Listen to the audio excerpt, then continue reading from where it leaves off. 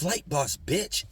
For sure. Listen to the mind of an Antares moon. I am the Royal Archangel Uriel, and I'm here to carry out God duties and motherfucking responsibilities. And as far as my Sagittarius, Sun, Moon, and Ascendants, possibly Jupiter's, preparing all y'all for Mercury retrograde in Taurus in your in conjunction sign, 150-degree angle. You know what I'm saying?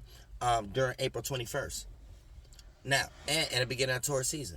So, check it. Now, correlated for your actions, if you're a Sagittarius sun sign, you're going to experience this energy through your actions, how you see things and how you view things, or how other people view you, whether they agree with you coming back to them or not. Your moon, how you react to respond to things, which you will attract and will be forced to decide if you feel comfortable with or not via reaction and response to the circumstance, which you are attracting, will put you in fight or flight mode. And if you are Sagittarius ascendant, it's going to be through the lens of your life, of your personal life, first house, which you may experience in your personal life via experiences dealing with people that you personally know, or a trait that you may develop with your personality after it's all said and done after this transit, based on experiences. Now, for my Sagittarius, the theme that you guys are going to be experiencing during this time is looking back, because everybody got that concept, looking back for connections you can do things freely with. So, those emotional or mental or action-wise based type of connections that you don't always feel judged around, or you don't always feel limited around, or in a cage around, and you can express yourself freely and around a like-minded individual, similar to Aquarius energy, which is your sextile, and Aries, which is your trine. So you're going to be experiencing that. That's going to be a common theme right now. Looking back for connections you can do things freely with, and you may even look back towards individuals that you was able to do things freely with, even if you're in a circumstance right now that that situation may have ended very badly in some way. So don't be a fool, but just learn from your mistakes and however the circumstance may be, adjusted for getting prepared for this Mercury retrograde April 21st in Taurus. Now, if you want your love language to participate in the right energy, you may have to do some things that you normally may misunderstand that you need to do, as far as this being in your 150 degree, or opposite. My bad, not in conjunction, because that's Mercury. So put that in that. But when it comes to your love, so that comes from your way of thinking and analyzing. But when it comes to your love language, Venus is in your opposite sign. So you may have to do some things that you don't normally do. You know what I'm saying? Jump into that uncomfortable zone, that unfamiliar zone. And anytime you do that, it's off the bat going to be the Gemini energy, because it's automatically your 180 degree angle. So, what you normally feel uncomfortable with doing when it comes to your love language is, communicating and thinking, or sapiosexual energy. You like to just do things based on experience. And when you just stumble in an experience that you can learn from based on like-minded individuals, then that's when the communication start to arouse. But during this particular time, you have to do it in your opposite way. The experience and being hands-on and learning as you go, and just being in a place or just doing certain things and thinking it's going to pop out at a figment of the cage in the zoo is not going to play out right now. You have to have a little bit more analyzing, communicating, seeing things from another person's idea, mutable air, being mutable and being able to adapt to your own and other people's ways of thinking and communicating. So sapiosexual energy has to be predicated in all areas, not just things that you're into, because you're a fire sign, so you only want to see fire, visions, creativity, but mutable, see that same kind of energy in others.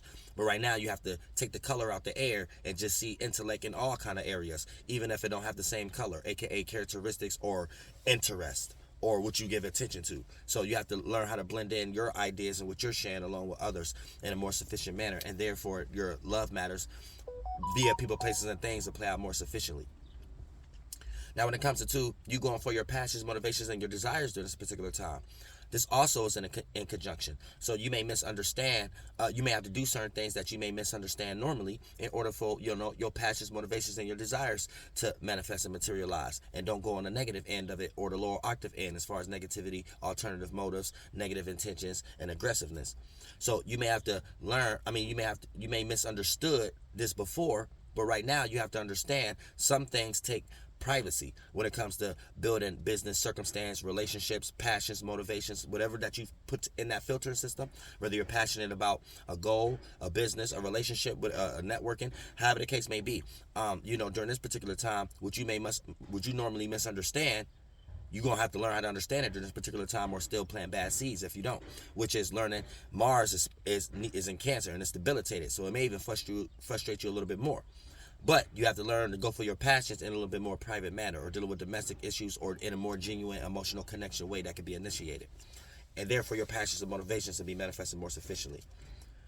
When it comes into Jupiter, it's in your trine sign, Aries.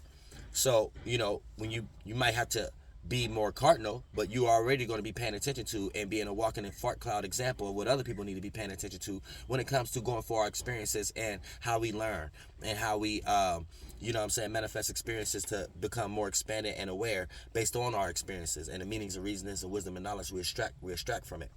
So, your ability to have good experiences or bad experiences or mundane experiences to let you know that you need to do something either or after a while if it's too mundane and nothing going on. So, just be yourself, but you have to be a little bit more cardinal. So take your mutable fire, be immutable and being able to adapt to your own or other people's ways of seeing and feeling about things, and be more initiated in your wise way of seeing other people's visions and how they try to be too egotistic or things of that nature. Therefore, you come at it with a more clear perspective and wise, unfoolish way. And therefore, that puts you in a perspective where your experiences become more in your favor than negative or friendly competition or negative aggressive arguments, or for the sake of separating yourself by being locked in a cage based on something that a group of them people, places, and things in that cage could have been a support system.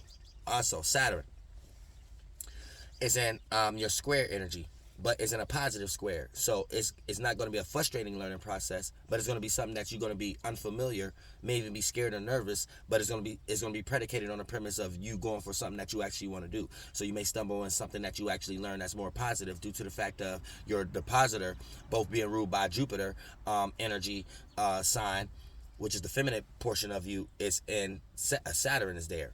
So the more that you learn how to be more receiving with your energy that you're already familiar with, as far as wisdom, knowledge, experience, and meanings and reasonings, trying to experience, which is and spirituality, which is Jupiter, and your teacher would teaches you your experiences to expand experiences in life, right?